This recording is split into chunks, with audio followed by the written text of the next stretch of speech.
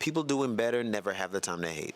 I've been around so many different kinds of mentors and people that have been able to give me game, and I've gotten a lot of criticism in my career.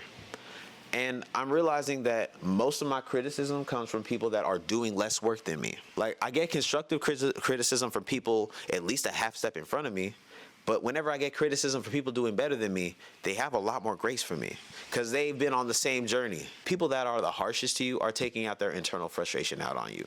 And I'm a pot calling the kettle black because sometimes I see my young niggas with a lot of potential and I'm watching them waste it. If I'm coming out harsh on them, it's because I see how much they working with. With the potential I see in these niggas, it irritates me when they squander it because they have more potential than I had, for damn sure. I want to see them do better. But even past that, I know better doesn't always feel good.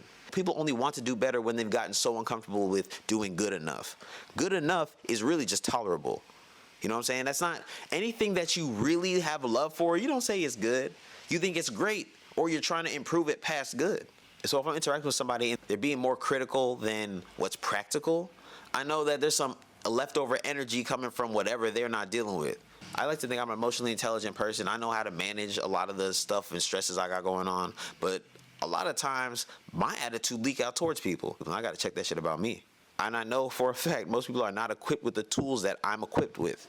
And I can't judge somebody's level of fulfillment off what they got going on in their life because they have a different blueprint than me. When I was going through college, it was a path that made sense from a lot of people's perspective. And it made sense from my own until I got to a certain stage of my own development and I realized what I want out of life. And I realized this is not getting me there. And then I looked at all the people I was around and they're racing to a finish line to be lost. I have more direction and discernment quitting the race halfway than the people that were rushing to the finish line for the race that they were sure about.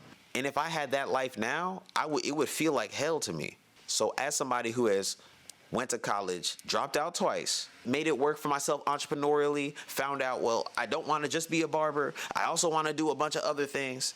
Like, I'm peeping that there was no one path that was really going to satisfy my spirit.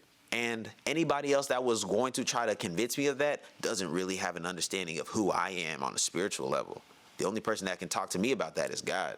And if anybody has a right to tell me what is better and how to improve, it's him.